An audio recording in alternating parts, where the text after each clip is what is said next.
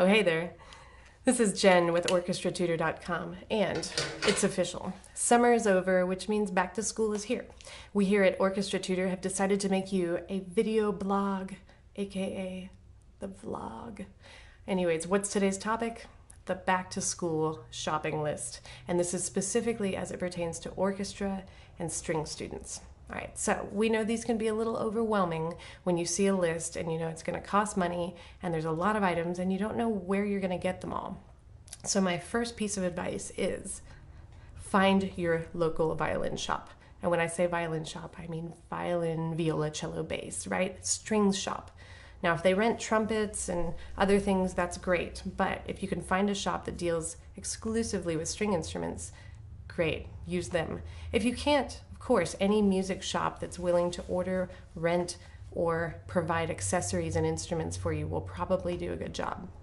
So, the main reason I would say stay away from the internet is because the internet's not going to be able to help you when you have a repair or a question or even a small adjustment to your setup. There is absolutely no way to get it done online. You're going to have to find somebody local. Another thing I want to point out, yes, the list is a little overwhelming. Maybe your parents are like, that's going to cost a lot of money. Well, don't worry, a lot of these items on the list are one-time purchases. So if you take care of them, there's no reason that you have to buy them every year, right? You just stick them in their case and you've got them forever. All right, and finally, never spend too much money on anything that you can't try out or at least return if it doesn't work. And that goes for instruments and accessories. Okay, first item on the list, probably an instrument. If you don't already own one or rent one, you'll have to find a place to own or rent. All right, so here's my general rule of thumb. If you're just starting out, ask yourself this question. Are you gonna play for at least 3 years? Hey, if so, you may as well buy your instrument because the cost will be about equal buying an instrument and renting one for about 3 to 4 years. So if you know you're gonna stick with it and you've got a local violin shop, go for it. If you know of an individual who's selling an instrument and you're asking, should I buy it? Here's what I would say. First of all, check out our other video called Tips on Purchasing an Instrument. So this is featured on Orchestra Tutor and will definitely give you some tips if you're looking to buy.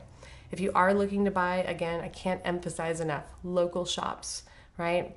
Or from an individual in town so you can at least try an instrument before you buy it.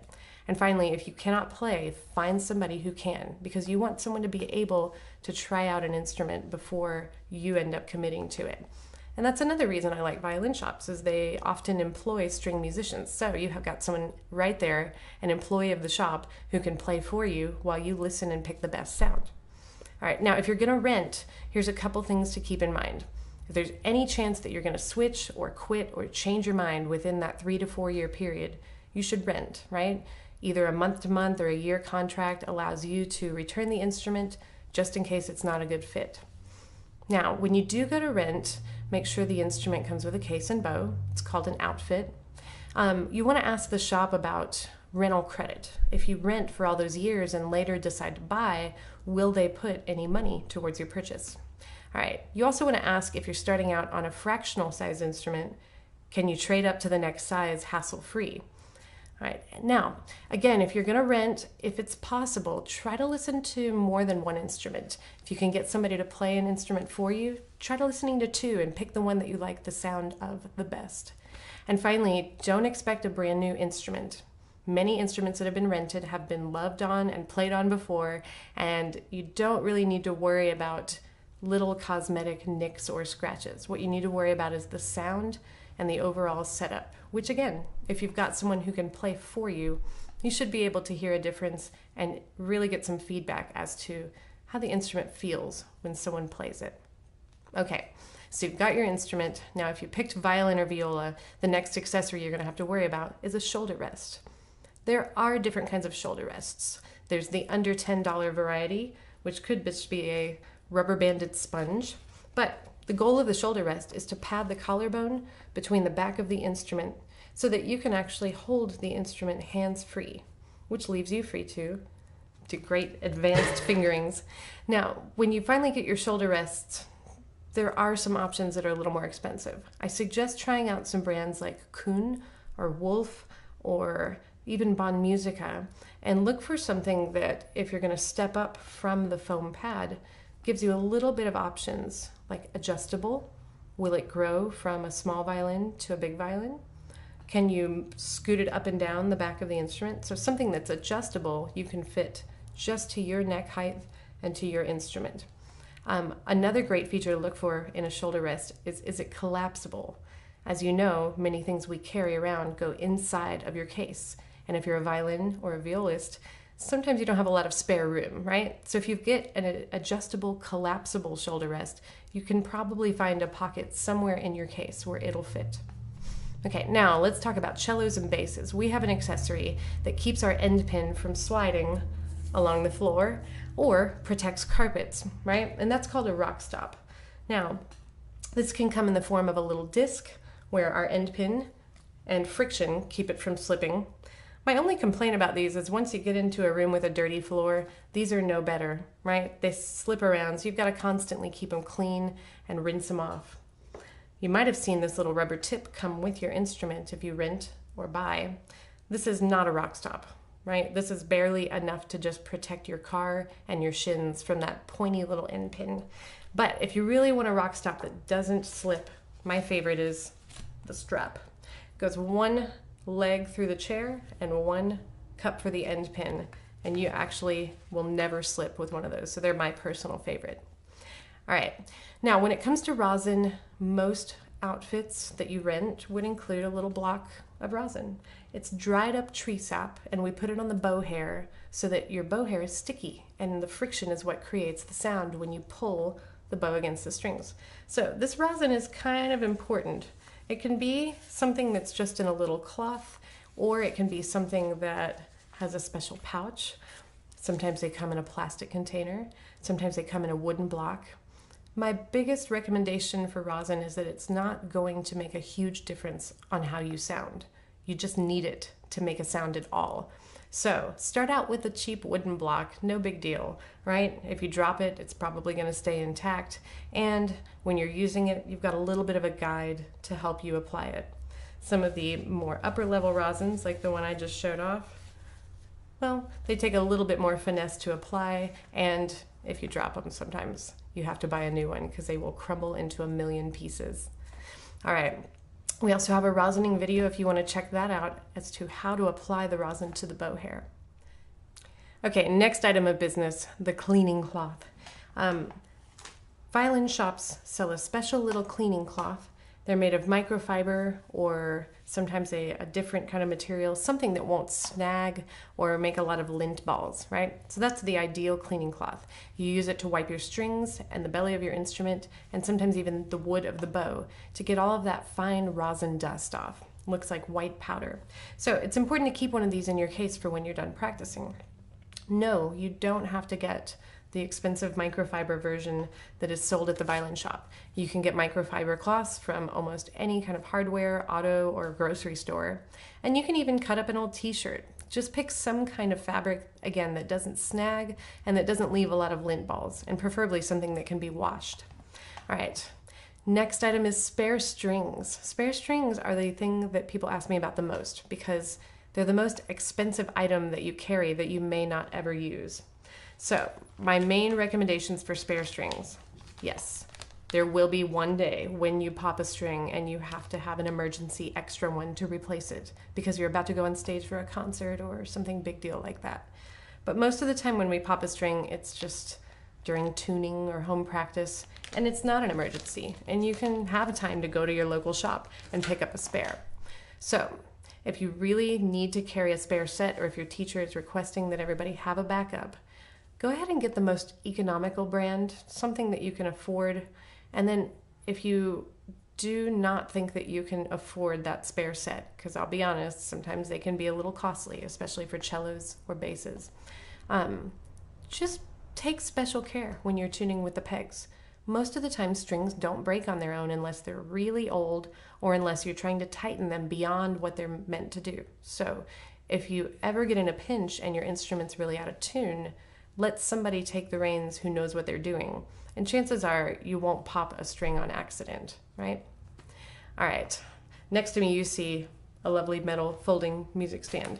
It is probably, oh gosh, one of my first known purchases when I was a musician starting out. And it really helped because I will be honest, my little brother used to hold my music and he was kind of shaky. And I'd try to stick it in a chair sometimes, but it was so far away I could barely see it. So a music stand's great for being able to see what you're doing, but it's not the only option. You of course have wire and metal music stands, and some of them collapse and are portable, and some of them are a little bit more permanent. But if you don't want to use some of the alternatives, remember, technology, baby. You can go paperless, you can scan in your pages, and maybe even just go iPad. So, as far as the next item, I will say that there are several kinds of mutes. There's the practice mute, which this one's for violin. Of course, it's a little bit bigger. This is great for if you have apartment neighbors or babies trying to sleep or people complaining that they don't want to hear you. You put this over your bridge, it reduces the volume of your playing by about 50%. Now, most teachers who put mute on a list will ask you to get an orchestra mute.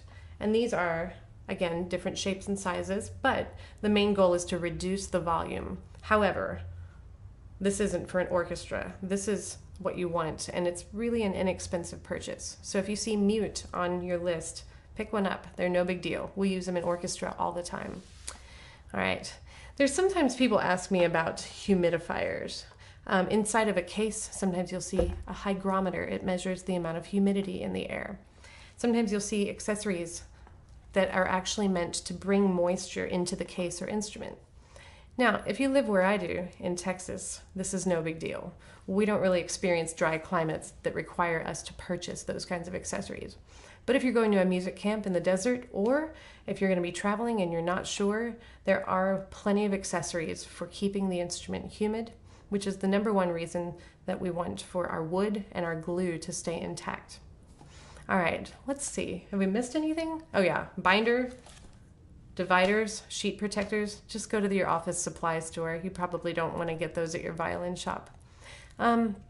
Finally, let's get to metronomes and tuners.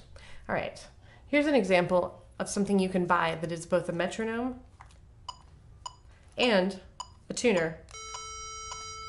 Now, this item cost about $40+ and it's great, but you got to be able to fit it in your case, and it's there for you at all times. The good news is, once again, yay, technology. You don't have to buy that. Look, that's my first metronome. Yeah, they've come a long way. Now you can just get a cell phone and you can go and Google the chromatic tuner, and you'll get a tuner just like the one that I have there that recognizes every pitch and shows you when you're out of tune. So this can be helpful for tuning open strings or even fingered notes. All right, one of my favorite apps is called Pitch Lab, Pitchlab. It's a great tuning app.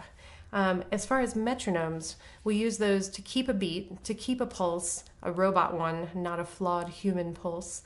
So when you have a metronome, you can look for apps, and they're mostly free. I just type in metronome into Google, and at least 10 free apps will pull up.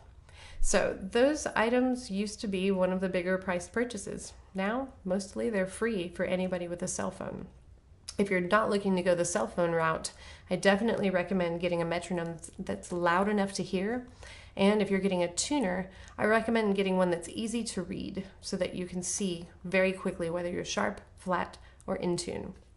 All right, other things you might want to invest in? I love my recording device. I use it all the time to listen back to myself or to catch little lectures or examples of people playing. Again, most cell phones have a recording device on them. Use it frequently. Get your teacher to play samples. Use it to record yourself, to really troubleshoot and listen. And the final item I will say is finger tapes. You know, a lot of times when you're first starting out, you'll get those tapes right where your fingers are supposed to go. The violin shop can put them on for you, or your teacher can put them on for you.